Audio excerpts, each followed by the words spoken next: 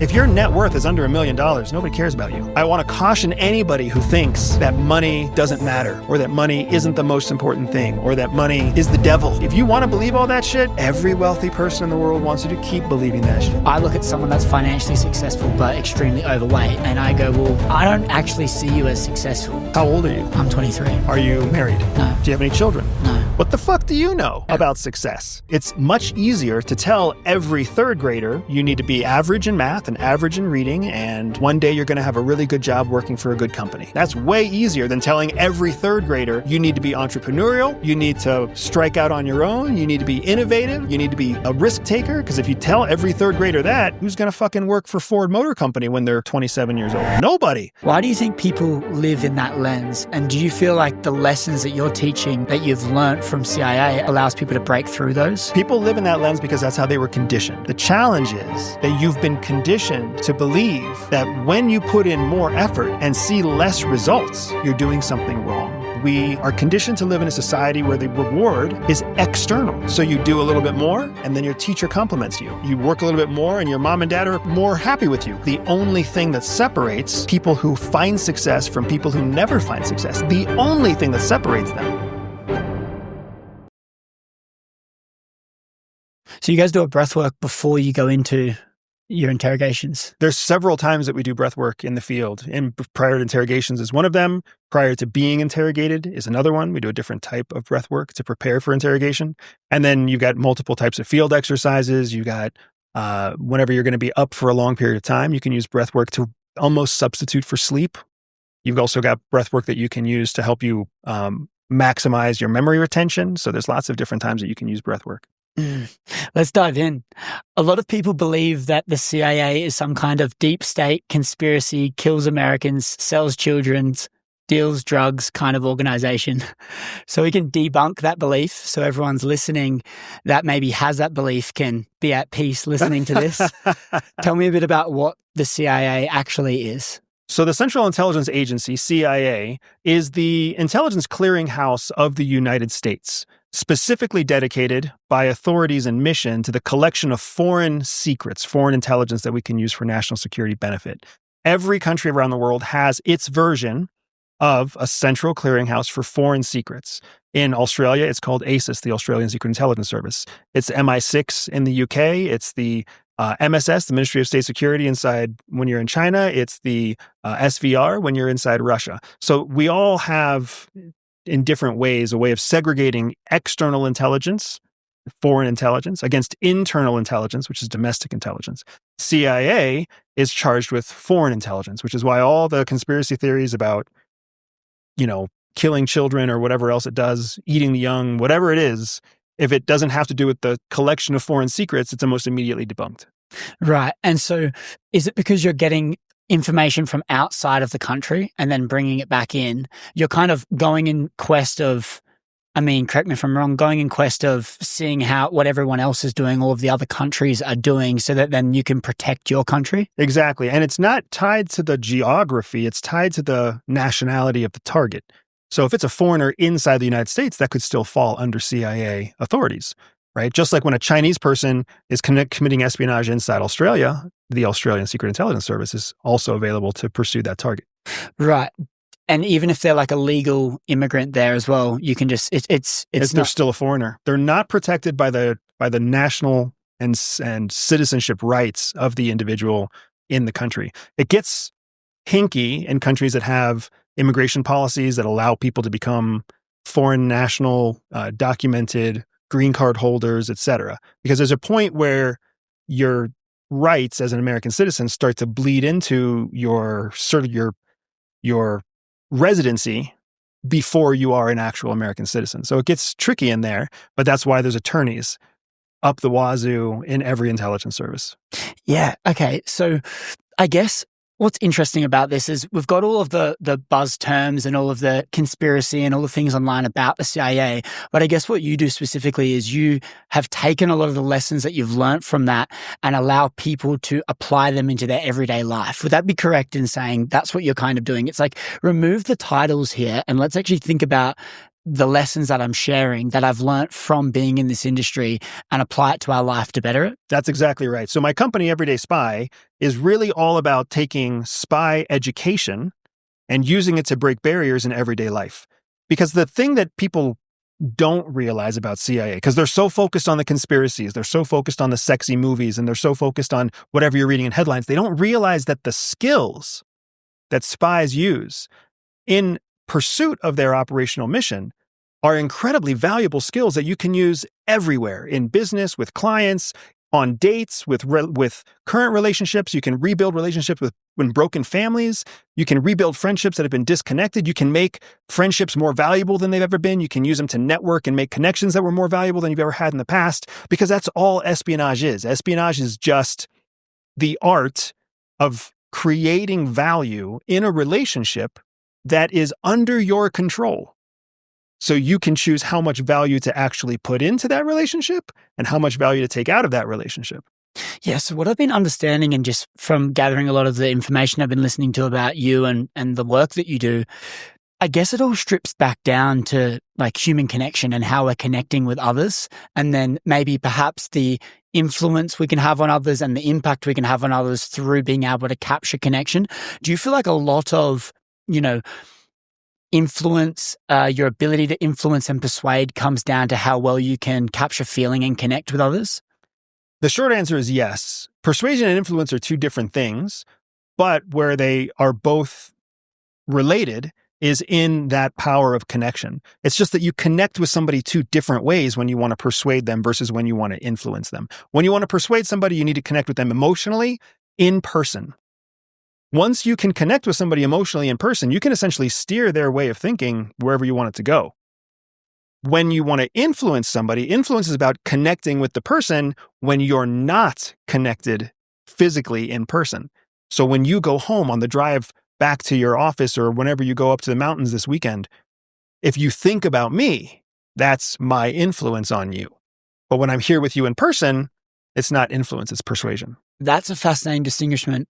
But how can you not be persuaded online? What happens online is one of two things. Either you're dealing with somebody in real time, which is the equivalent of being with somebody in person, and they're still trying to activate your emotions and they're still trying to trigger your responses, and then they're trying to drive you in a certain direction in real time. That is, in fact, persuasion. When there's nobody there, when you're reading an article, when you're watching a reel that had already happened, that's influence. Because in that case, the person's not actually there, but you are coming in contact with their message, coming in contact with the emotional triggers that they're putting on you. And then the real kind of nail in the coffin is when that reel is over. If you start thinking about them again, that's influence. The internet works against us because the algorithm continues to feed us, in social media specifically. The algorithm feeds you what you already show interest in. So you watch one 1-minute reel and somebody's talking about who knows what, how to win a date. And then you watch another Instagram reel and it's about how to win a date. And then you watch a third one a minute later, it's about how to win a date. And what ends up happening is the repeat message makes you think of the other people who have shared the same information. So the algorithm creates a secondary kind of echo chamber of influence that otherwise wouldn't have been there if it was just one person doing it one time. Does one come before the other, or are they in isolation of each other? Like, does one get persuaded? Do you get persuaded, then you have influence, or are they in isolation? They are in isolation, but one is more complementary to the other than the second is to the first. So persuasion before influence is a magnifier, an amplifier of success, because you have this in-person experience that comes back to life every time influence happens. So this real in-person persuasive moment becomes something that you relive every time you think back on the person. That amplifies the power of influence. Whereas when you've never met the person, you never had an in-person experience, all you have is influence. There's nothing to call back to. There's nothing to go back and fall back on and have like an emotional connection. But when the time comes, after watching your favorite influencer 5, 10, 15 times, and then you go to a conference and they're right there on stage, all of a sudden it's on fire, right? The persuasive power of them being on stage skyrockets because you have this foundation of influence already built. Yeah, so persuasion's more powerful than influence, and persuasion can probably destroy the influence someone has. And so what I mean by this is like you're explaining about having a memory with someone and then you can relive that when you see them again. And it's kind of like a memory dividend. You go and have an amazing experience with your loved ones in the mountains, and it was just a highlight of your year. Yeah. 5 years later, when you're with them again, you can relive that moment and get this dividend from that moment that you lived in person. But equally, it's the opposite, right? Where if you have been influenced by these people online so much, and then you decide, okay, they're in person, I want to go meet them, and then you have a really bad experience with that person, you probably don't even care about anything else they said because the impact that they made in person was quite negative, and it kind of masked and flooded and just overtook all of the influence that they once had on you.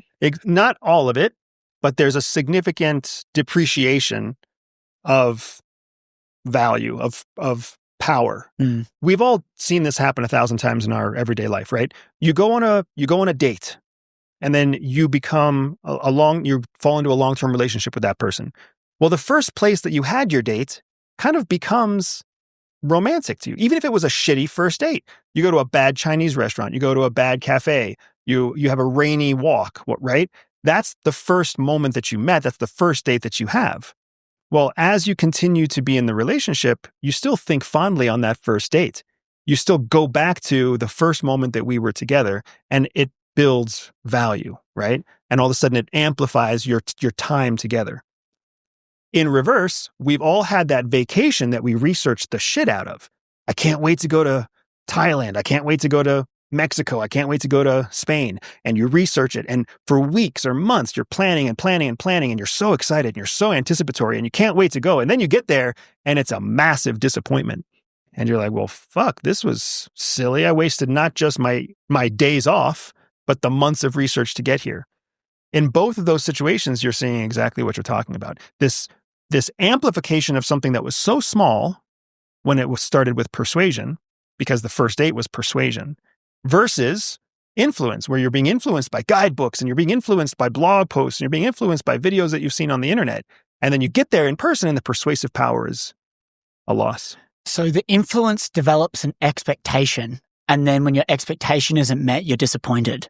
Which is a feeling. Yes. And that feeling can only happen when you're in person. And so if we think about this, though, it all comes down to this feeling piece. You mentioned the bad experience or the bad Chinese restaurant that you went to. You still had a good feeling in that moment because you were bonding over something good. But if you met someone that you once had a really great expectation that they were going to be an amazing person, and then you met them and then they made you feel really poor, that's the feeling that you leave from that.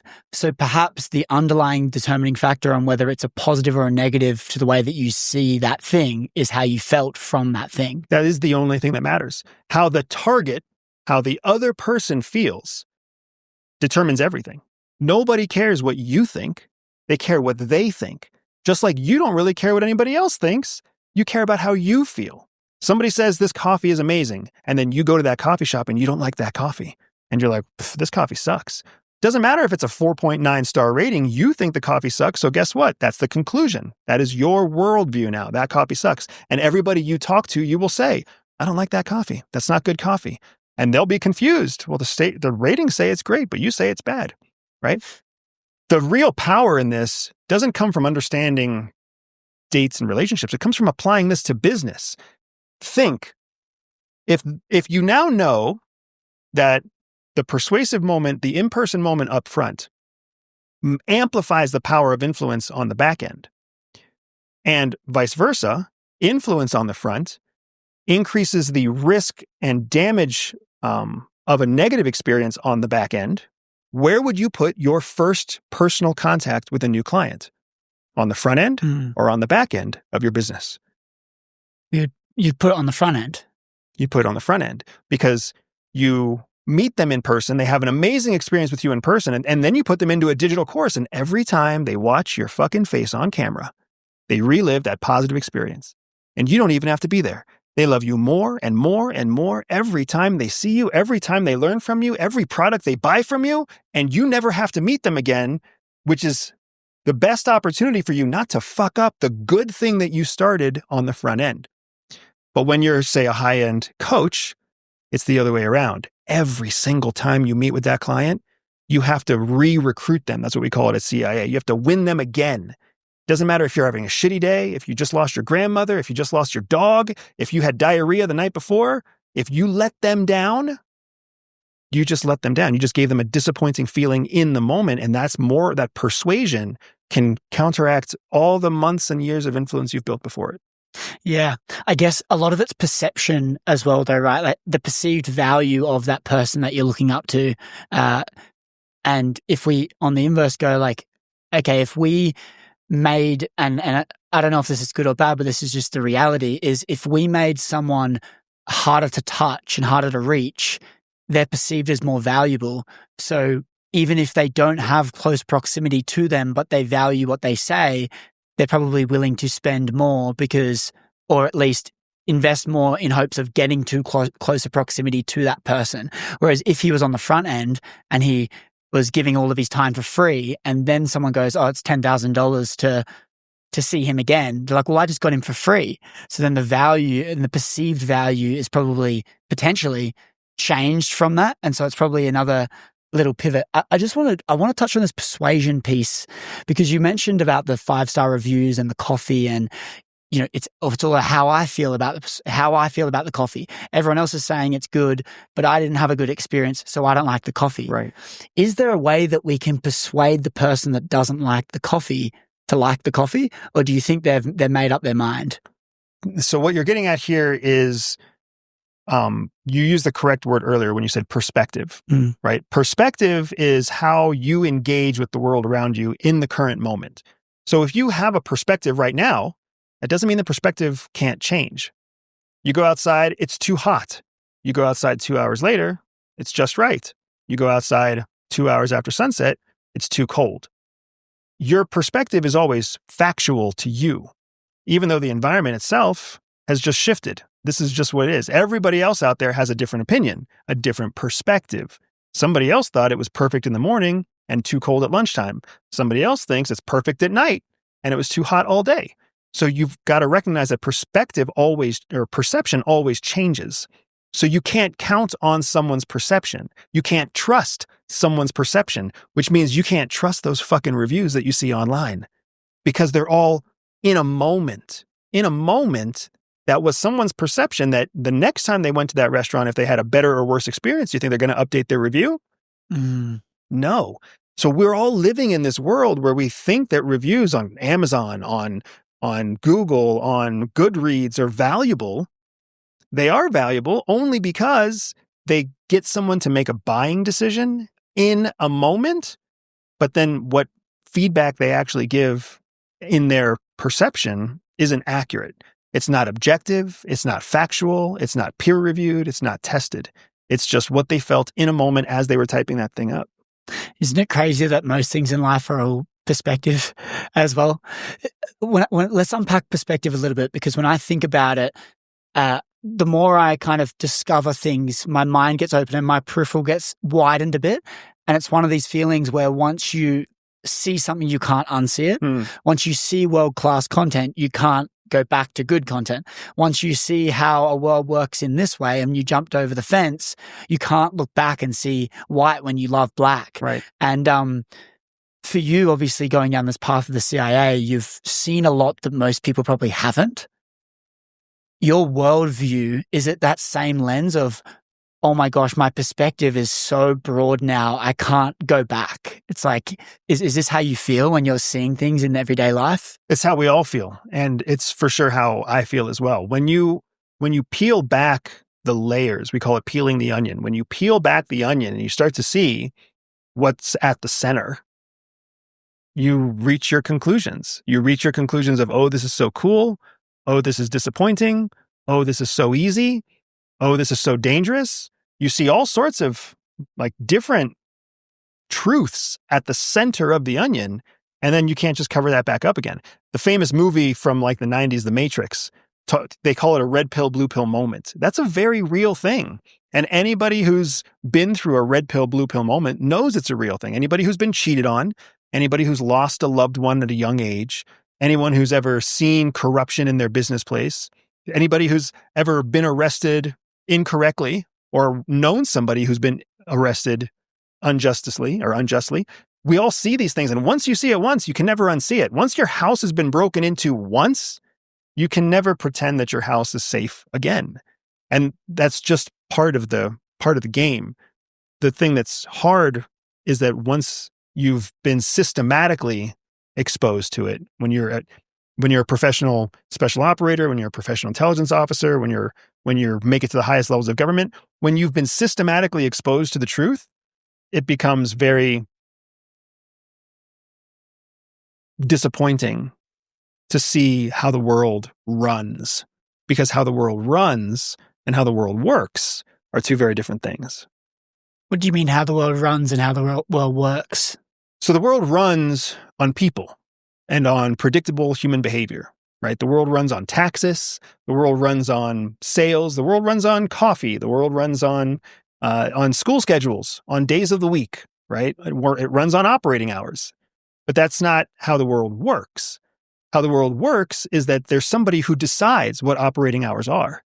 There's a small group of people that determine when taxes goes up or goes down. The world works by people deciding whether or not more people will get jobs or more people will lose jobs.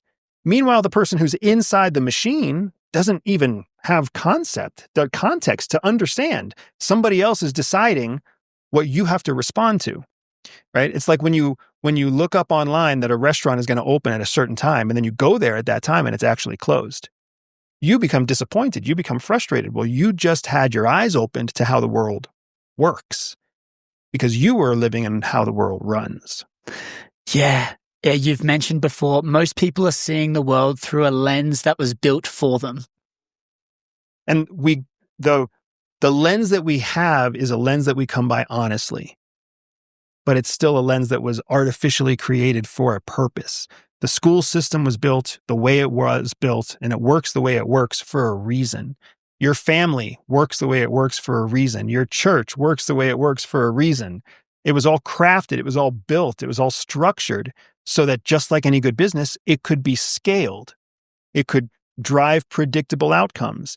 It could bring some people down and lift other people up so that there's an average outcome for everybody that's reliable. That's the world that we live in. That's how it works, right? And the way that we see it run makes us frustrated because our smart kid doesn't get a good opportunity because the opportunity was given to somebody else who was a less high-performing kid based on some other criteria. We don't get the promotion, somebody else gets the promotion, and it has nothing to do with skill set, right? We've seen this happen over. Somebody gets the loan, I don't get the loan. Somebody comes up with an idea, somebody else gets the idea first. We've seen these moments happen a dozen times, and we all know the disappointment of when it happens to us that we get the short end of the stick. But we are always blind to when we are the person who comes out on top. When we're blind to when the forces are such that we get the opportunity and somebody else didn't, and our kid gets the opportunity and somebody else's kid doesn't. We don't see those as moments to celebrate. We see those as moments that we were entitled to. Yeah, I think about this a bit because I just think about the systems that are operating right now in society and how encouraged we are to go down a specific route. And, you know, from what your line of work and what you've experienced, you obviously must have seen a whole bunch of the operating systems a bit further higher up and how it's actually going. And I just, my biggest thing is making sure that I kind of just question things, like not take anything as gospel.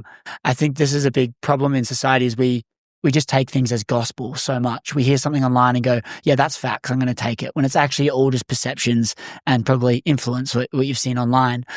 But what I want to know is how much malicious intent do you think the people higher up creating these systems have? Malicious is an interesting word because it suggests that there's intention, right? So there's got to be malicious intention. But then it also creates a good-bad relationship. Like there's a right, there's a wrong, there's a good, there's a bad, there's a positive, there's a negative, right? When you talk about good and bad, right or wrong, you know, good and evil, those are not subjective perspectives.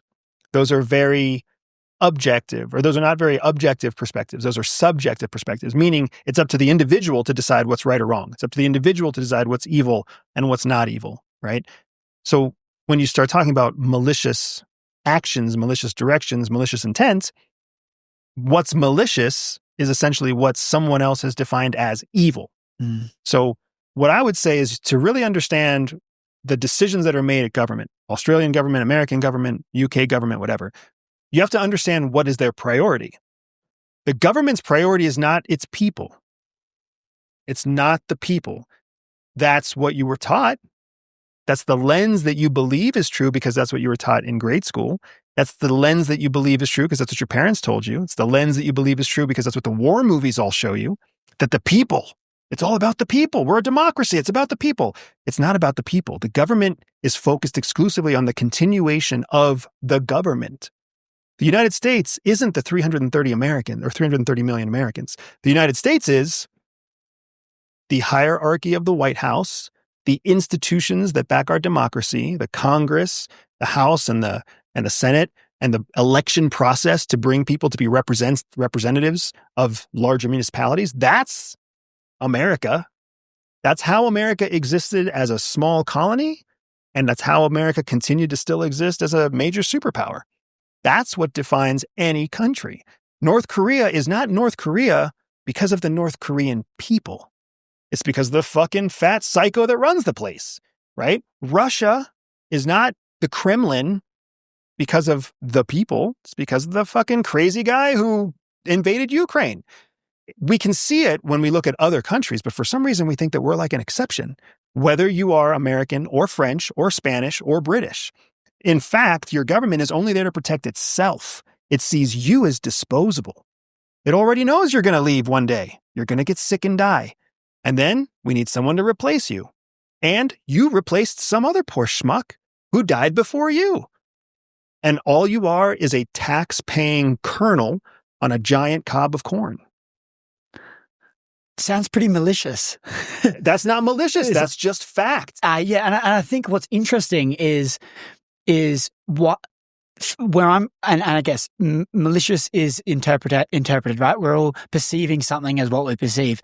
But if you're applying what you've just explained here, they're masking it like the people matter, and that's the messaging. But then they know that the people don't matter. And so they're promoting one thing to make people believe one thing, but they're actually doing it for another thing. And so in my eyes, they know that what they're saying is not what they're doing. When you advertise for your business, you already know that only about 20% of all the people that hire you are going to have breakthrough success. The other 80% won't. So does that make you malicious in your advertising? No, because you know that the people who come and do what you tell them to do and follow the instructions and pay the time and the effort and the blood, sweat, equity will have success. The other 80% are people who didn't pay the blood, sweat, equity, didn't commit fully, didn't show consistency. That's on them. The government is saying, hey, American people, you are important to us. And you are important to them because you pay taxes and you vote. If you don't pay taxes and you don't vote, you fall lower on the importance scale. If you don't own property, you fall lower still. If you don't create jobs, you fall lower still. So everybody does have a role. Everybody is important, right? We are a country of the people, for the people, by the people, because the people decide who runs the country, but not all people decide. We are for the people, but not all the people, right? We are by the people, not all the people. So it hasn't really lied. It's just doing the same thing that you're doing in your advertising campaign. Yeah, this is fascinating. I want to talk just before you were talking about how when you go down these rabbit holes in the line of work that you're in, you come to conclusions with things. And so you understand all of this stuff and you make your own conclusions from those things. There's that great quote, the more I learn, the less I know. Do you feel like coming up with the conclusions is one thing, but you need to be open-minded and you need to have the humility enough to change those conclusions when new information comes in? Absolutely. So it's a great question because what I want to do is I want to take that quote, the more I learn, the less I know, and I want to use different vocabulary. I want to use more specific vocabulary because, like all catchphrases, that is too generalized. Mm-hmm. The more I learn, the less I know. Well, what does that even mean? What is the definition of learn? What is the definition of know? There's all sorts of ways you can interpret it. What I'm saying and what CIA shows us is that you want to understand the difference between assumptions and assessments, because both assumptions and assessments can bring you to conclusions. The difference is that an assumption brings you to a permanent conclusion, right? I'm going to assume that I'll never get hired by NASA. That's a permanent conclusion. So with that conclusion, I'm not even going to try, right? Because I'm assuming they don't want me. They're not interested in people who don't have science degrees. They're not interested in people who don't have perfect PT records. They're not interested in 45-year-old guys with 2 kids. I'm just going to assume that that's true. Parts of it might actually be measurably true today, but they could change in 2 years, 10 years, 5 years, who knows, right? But an assumption brings you to a permanent conclusion in a dynamic information landscape that changes. What CIA teaches us to do instead is reach assessments. Assessments are still taking you to conclusions, but they're based off of current objective information that you can gather right now.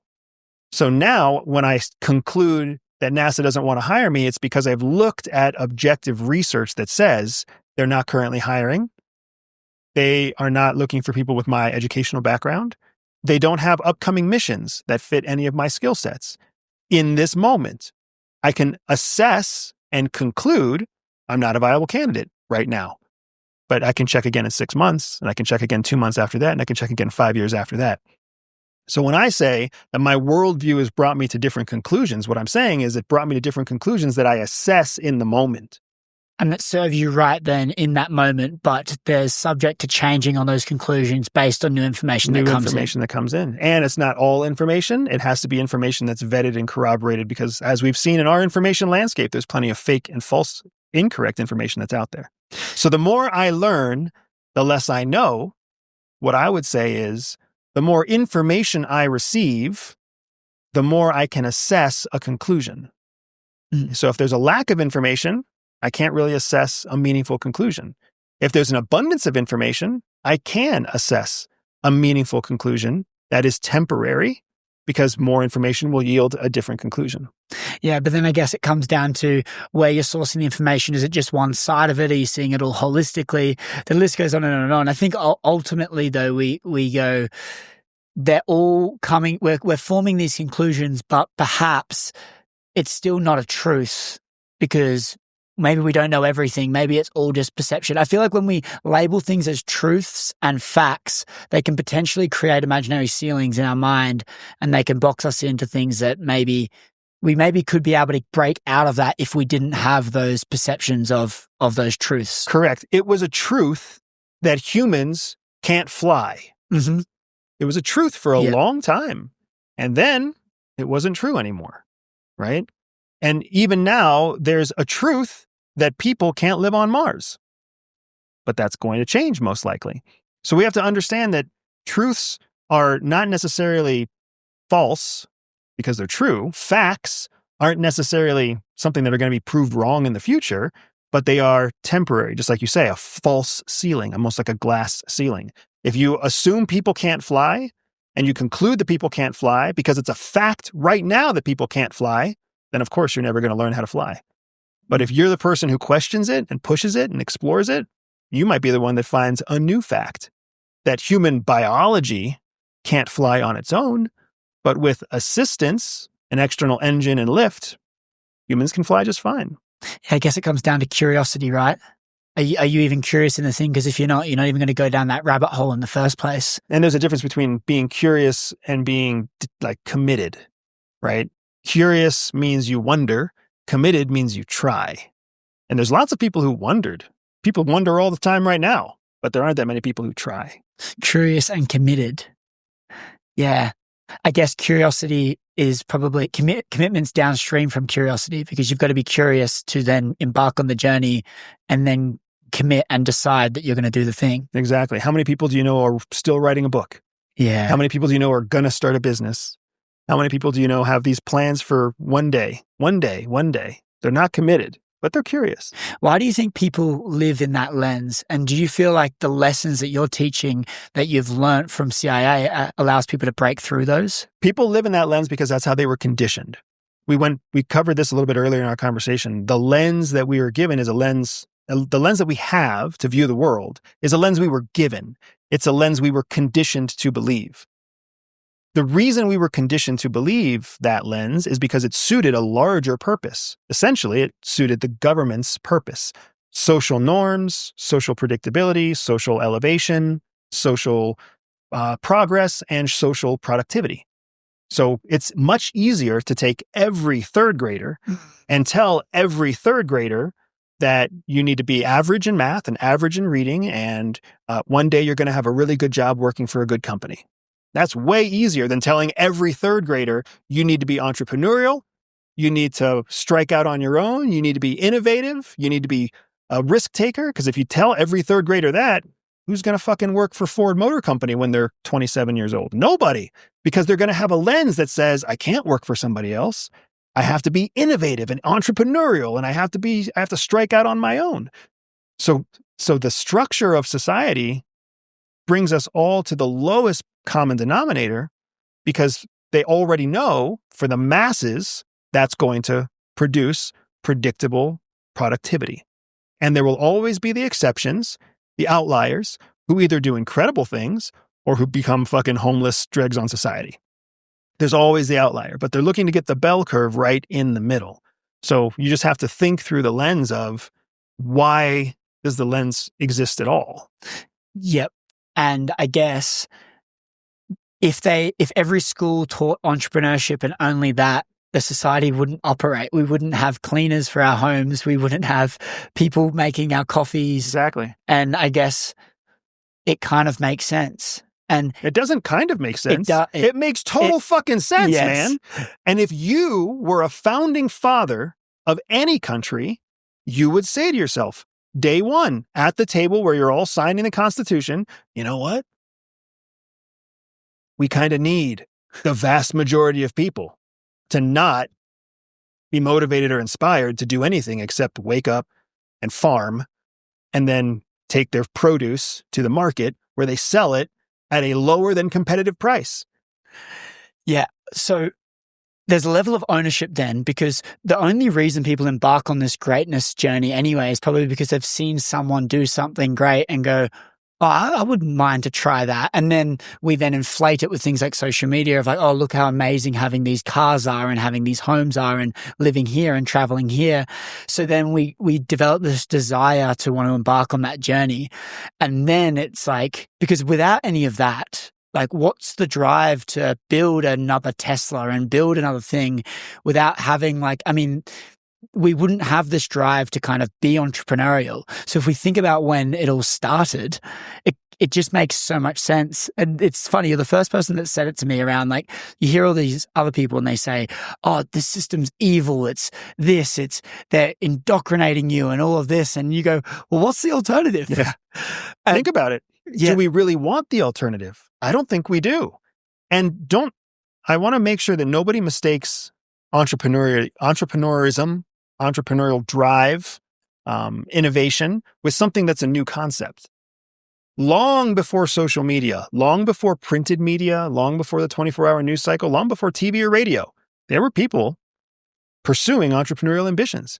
Ben Franklin was trying to find a way to make light bulbs work and electricity work, right? You had Abraham Lincoln trying to recreate how a country runs. You have thousands and thousands of entrepreneurs who built everything that we take for granted now. And they didn't start by Instagram influencers. They had this curiosity that others kind of found crazy. Like, Ben, how are you going to put food on the table, man? Like, I get that you want to make the whole light bulb thing, but the candle works just fine. And how are you going to make this thing work? You're kind of a dumb guy. And then, Ben leaves the room and Tyler and John walk in and they're all talking shit about Ben. That's just how it worked for a long time. That's still how it works today. All that happened with social media is that now the ethical, hardworking entrepreneur becomes a bit of a minority because it's so much easier to succeed with unethical practices.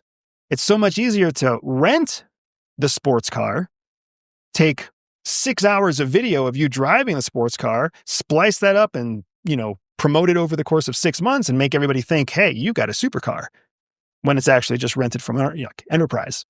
It's so much easier to make fake proclamations to show fake progress than it was in the past, because people believe what they see, and they believe what they see the more frequently that they see it. So when you were Bell Telecommunications, and nobody ever saw Mr. Bell, but he was one of the wealthiest people in the world, right? When you're Getty, the guy who created the Getty Museum in California, he was the wealthiest man in the world in 1956. And I'm willing to tell you, I'm willing to bet on right now, 90% of people don't even know who Getty is. And he was once the wealthiest person in the world because he was an oil tycoon before oil tycoons were a fucking thing. That's an entrepreneur. Yeah. Something interesting. Something made him committed. Some curiosity came up for some reason. He became so committed to that curiosity that it paid incredible dividends in the end. Yeah. So perhaps earlier on, back in the day, there was less desire for external validation, and now there's more desire to want to be externally validated because maybe what's deemed as successful is so inflated. And so you're just trying to constantly chase that. Correct. One of the things that we find out at CIA about people is that external validation has become a currency on its own, right? What actually makes you successful is the balance you have in your bank account. Well, if you have a balance on your social media network that's counted in likes and comments, but your bank account is still zero, people look at you and think you're a success because of what social status. That's not actual currency. It's a replacement currency. Mm-hmm. Used to be that you were successful based on how many bars of gold you had or how much the house was that you actually lived in. But now what we have is all these secondary indicators that people use to show you how successful they are. Look at how many subscribers I have on YouTube. Look at how many viral videos I have. Look at how many times I've been featured on Fox News. Look at how many books I have in circulation. Those are not actually indicators of success. What it all boils down to is whether or not you are financially successful. Are you financially able to support yourself? Are you financially able to invest in your own future? Are you financially able to guarantee the legacy that you leave your children, that you leave your dependents? That's the real definition of success. Otherwise, we could all fucking walk around and be like, I'm successful. I am a successful plumber.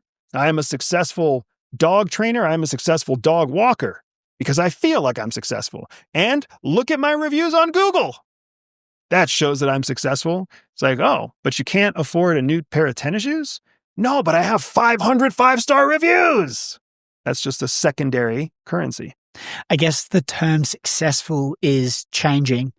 And I mean, there's financial success if we isolate that in itself. Because for me personally, I look at someone that's financially successful but extremely overweight, and I go, well, I don't actually see you as successful.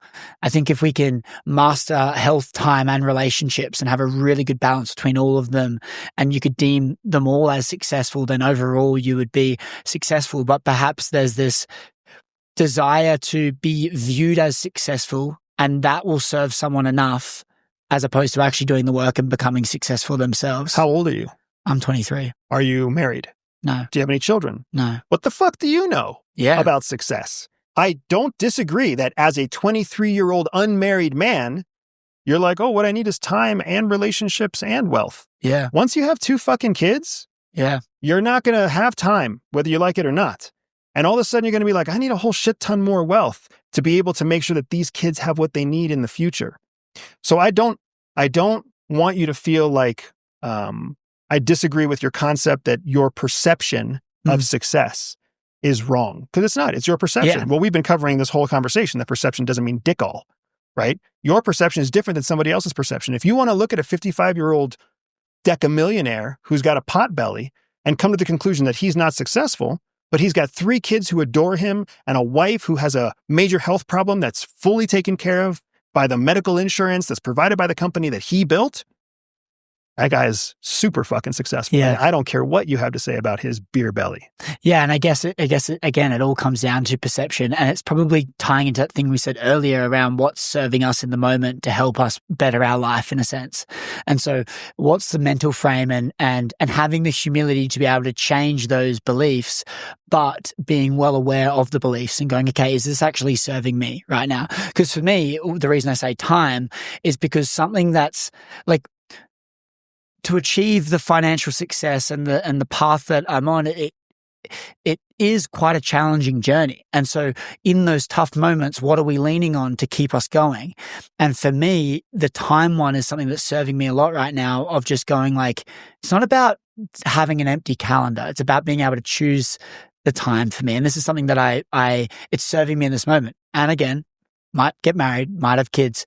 It might completely change. You might find out you have colon cancer tomorrow. Exactly. It all changes. Yeah. Right? So that's why it's really important to understand that whatever you do to define success now, are you defining success objectively or subjectively? Subjectively, you can call it any fucking thing you want. I'm a success because I finally have the dreadlocks I've always wanted. That's fine. If that's what you define as success, that is not going to assure a legacy in the long run. That is not objectively demonstrable success, where financial success is demonstrably, universally understood success. Whether you inherited that money, whether you won it in a lottery, whether you built it from the ground up, whether you made a couple of smart, lucky investments, nobody really cares. Because at the table of other wealthy people is the most opportunity for the future that you can find.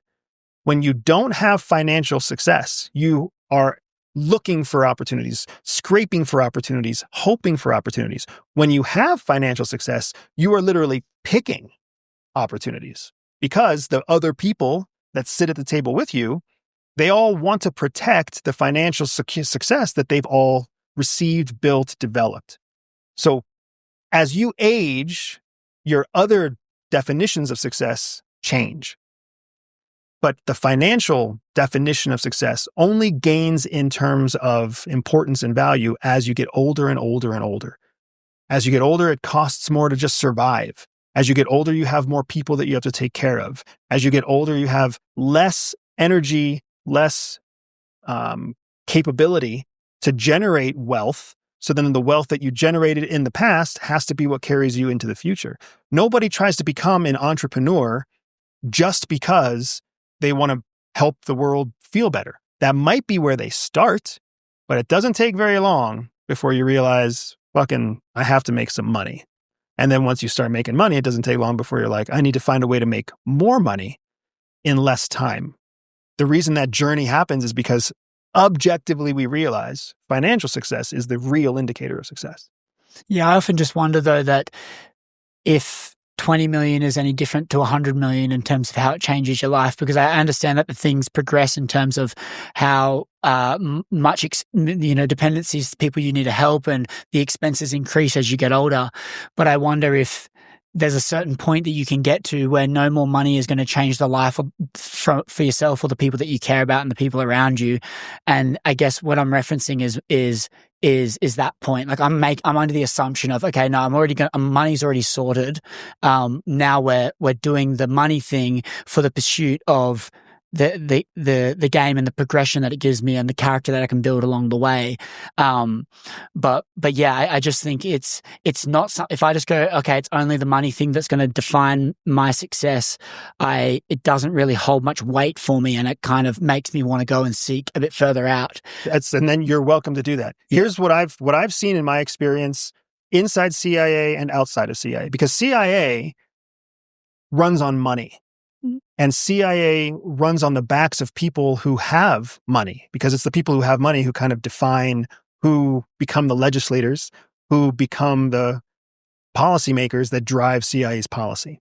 And then outside of CIA, when you start working with very wealthy people, you start developing a very different sense of how the world works.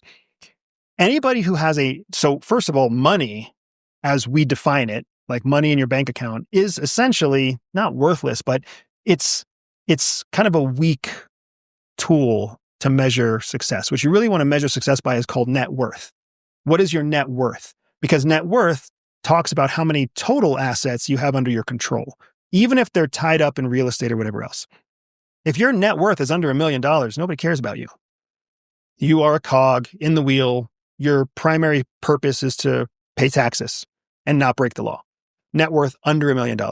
When you have a net worth between $1 and $5 million, you're kind of in this sweet spot where people are curious about you. People will give you opportunities you didn't previously have. People will partner with you that would otherwise have ignored you.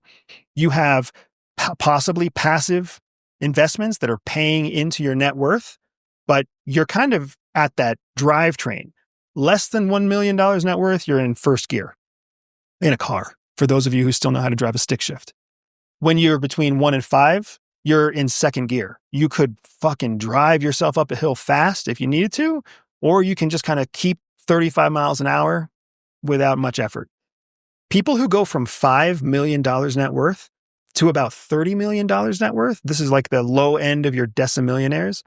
These are people who can actually pay other people to manage their money, pay other people to manage their companies, and all they have to do is think about 15 or 20 years in the future. So just imagine what happens when you no longer have to think about paying your mortgage. You don't have to think about how much gas costs. You don't have to think about grocery stores. You hire somebody to clean your house. You don't even think about it, right? But you can't buy a fucking yacht, right? You can't live in 5 homes around the world. You still have to think about money. You still have to check your monthly bank balance when you make $30 million a year. But then you've got the people who have a net worth between $30 and $150 million. When you've got that group of people, by and large, they think about money once a quarter. They have accountants who run their shit. So why am I saying that? I'm saying that because it absolutely changes your life. And it's only people who don't have that much money who assume that having that much money doesn't really change your life. Because all the people who have that much money are like, there's no fucking way I'm ever going to go back. There's nobody who's got a net worth of $150 million who's going to let themselves go back to having a net worth of $20 million because they've seen the jump. They've seen the change. And then once you start getting into people who have over $150 million, there's still changes because you still can't really buy a yacht if you make $150 million, if you have a net worth of $150 million. But once you have a net worth of like $300 million, yeah, you're buying yachts, you're selling yachts, you're investing in racehorses instead of investing in a 401k. That's a completely different world, man. That's where you really have no concerns about anybody in your current family or anybody that's going to be born for the next 2 or 3 generations. That's a whole different way of seeing the world. So I want to caution anybody who thinks that money doesn't matter, or that money isn't the most important thing, or that money is the devil, or that money is evil. Like, if you want to believe all that shit, every wealthy person in the world wants you to keep believing that shit because all of a sudden, your talent, your skills, your innovation, your drive, you've just turned them off because you're pursuing something else. So go surf in Costa Rica. Have a fucking good time surfing in Costa Rica. And hopefully you break a leg and you're never going to compete ever at the big leagues. Yeah, I definitely am under the lens of money matters. In fact, it's a big motivator and it's a big driver. And I consider I make a decent amount of money. I guess the thing is, I'm trying to strip it back to like happiness, life fulfillment, the things that really excite me, like having that family and, you know, and all of the pillars around that encompass what I would deem for me as a successful life.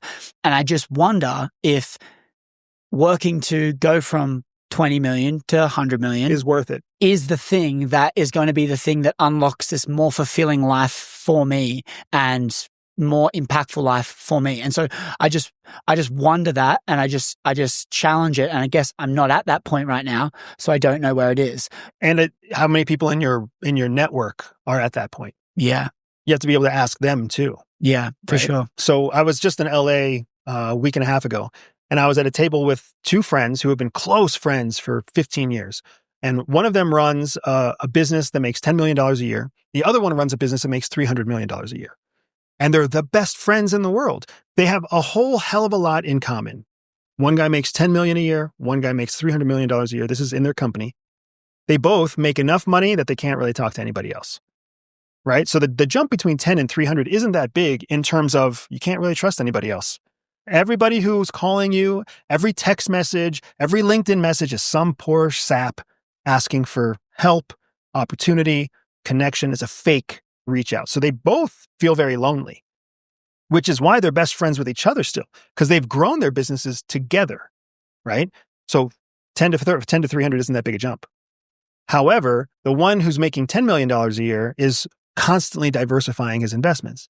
Commercial real estate, secondary, third, tertiary businesses, helping invest in other entrepreneurs, trying to find a way to grow his 10 million, because he has now seen how different life is making $10 million a year in terms of the company that he runs.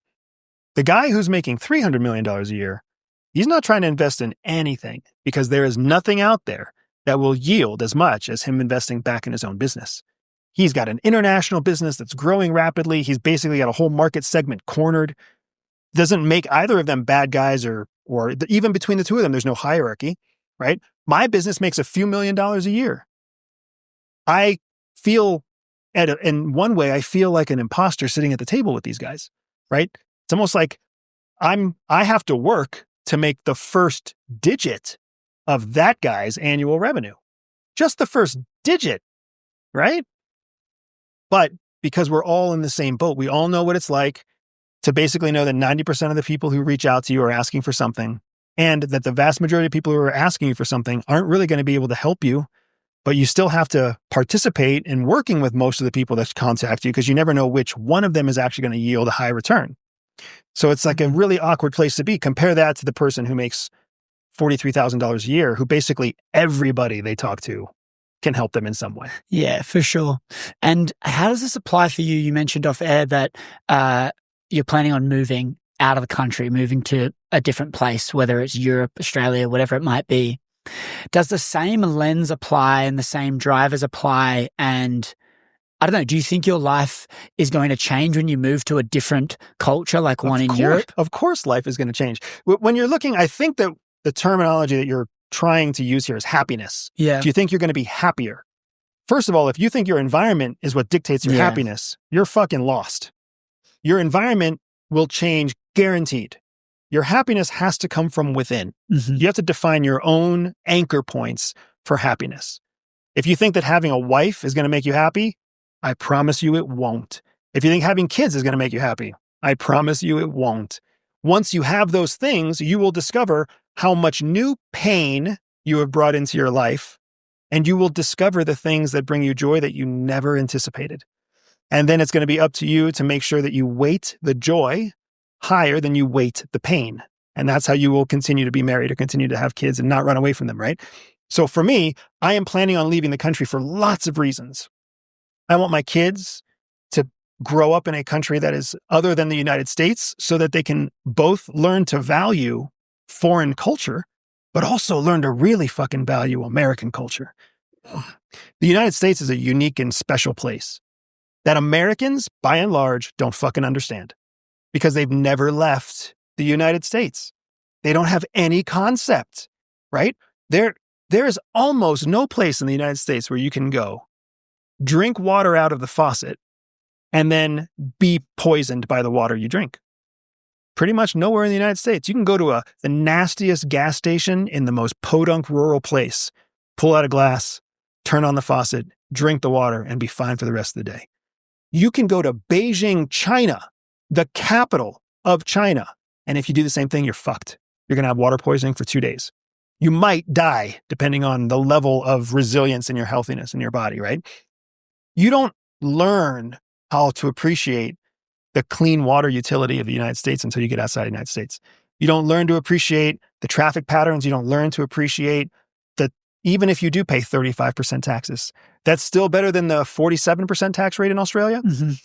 You don't understand these things until you get out of the country. So my children have been raised not just in the United States, but they've been raised in a household running a successful business in the United States, where we have a YouTube studio in the house, and where the people they hang out with on business on my trips are decamillionaires. They don't understand not everybody has a giant pool in their backyard. They don't understand that Beverly Hills, LA is not just a normal place. Like they don't understand that. So I need them to understand that. So we're going to take them out of here and show them real poverty, real challenge, real work, a foreign language. You can't you can't just communicate with everybody in English. Here in the United States, we only have to have one language, and we think that we're good. And then we think that there's something wrong with other people when they don't speak fluent English, not even realizing most people in the world speak multiple languages. Like, you're the douchebag for only speaking English.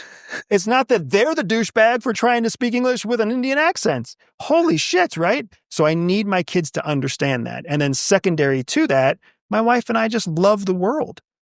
We didn't join CIA to stay in the United States. I didn't join the military to stay in the United States. I didn't work to become a millionaire to stay in the United States. I did it so that I could take my wealth, take my security, and travel and see the world while I'm still young enough to enjoy it. Yeah, it's just this perspective piece. And I in respect to your time, I'll look to close this out. But I think if we're hearing what you're saying here, it's giving your children perspective so that they can appreciate the things more.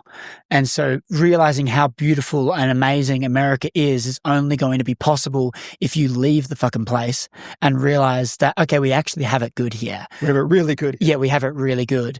And then just tying a loop on that happiness piece, I 100% agree that the goal should not be happiness.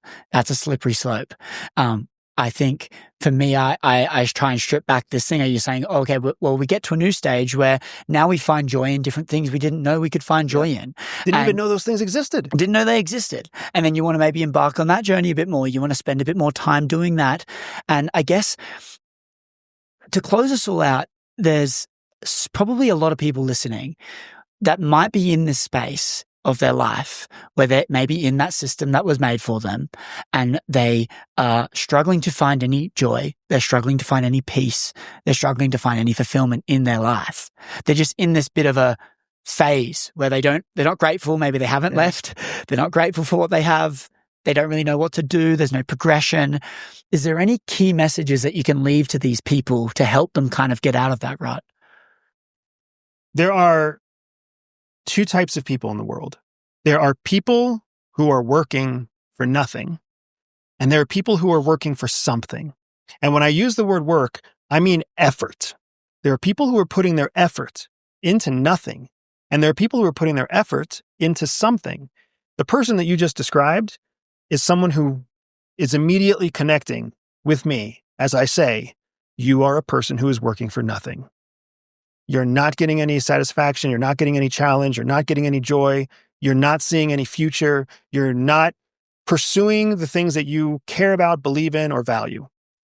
The only difference between the person working for nothing and the person working for something is knowing that what effort you're putting into it is taking you to a better place. And that better place doesn't even have to be a measurable, objective better place. It can just be a subjective better place. It can just be the hope of a better place. So if you're stuck in a shitty job with a shitty boss making a shitty paycheck, and you think, I'm stuck, you're working for nothing. But if all you do is change your mindset and say, I'm working to create an opportunity to get out of this shit, now all of a sudden you're somebody who's working for something, right? And once you get on the track of working for something, opportunity is endless. Success is ahead of you. All you have to do is keep working. Here's the challenge. The challenge is that you've been conditioned to believe that when you put in more effort and see less results, you're doing something wrong. That's a condition that we're all put into because we are conditioned to live in a society where the reward and the award is external. So you do a little bit more and then your teacher compliments you. Now you're doing something right. You do a little bit more and you immediately get paid more. Now you're doing something right. You work a little bit more and your mom and dad are more happy with you. Now you're doing something right. We look for that immediate reward. That's how we've been conditioned. When in fact, real success means you work without any kind of reward, any kind of compliments, any kind of pat on the back, any kind of success. You work for a long time. Because the only thing that separates people who find success from people who never find success, the only thing that separates them is the amount of time they can persist in their pursuit. If you persist for long enough, you are guaranteed to be more successful than the person who gives up. Yeah, it's taking those steps in the dark, because a lot of the time the journey is uncertain, unknown, and being able to take those steps in the dark and just trusting that it's going to pay off, in the sense like just don't quit. Correct. And I think that's that underlying message there. There's this wonderful visual that I heard when I was a junior officer at CIA. And they were telling us, you get into a car on a dark day. The car is on a road and there's a road in front of you, but you just got into a dark car and you feel powerless. You feel at risk. You feel at a loss. You feel you don't know where to go. You're completely forgetting the fact that you are inside a 2,000-pound vehicle with 120 horsepower that could kill anything it runs into. So even if all you do is turn that car on and press the gas in the dark, you're going to do more damage than the damage you're going to take. And then you turn on the headlights. And now you feel comforted by the headlights. Even though the headlights only show you the next 10 feet, the whole fucking world is still dark. But you feel comforted by these 10 feet where you have a little bit of extra light.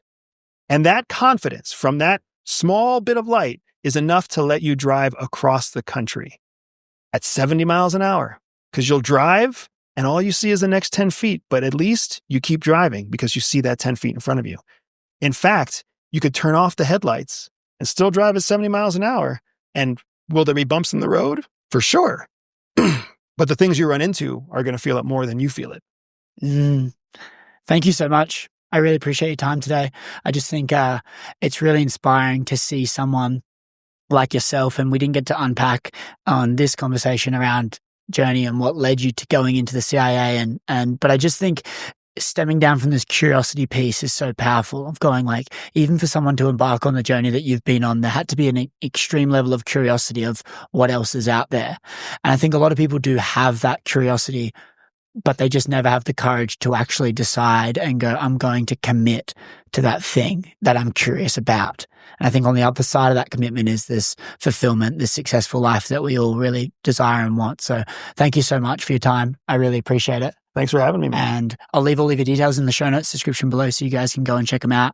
EveryDaySpy, how can they find you? You'll find me on my home site all the time, everydayspy.com. You'll find me on social media at EveryDaySpy. Of course, all the links in the description will take you to the various projects that we're working on. And I have my own YouTube channel.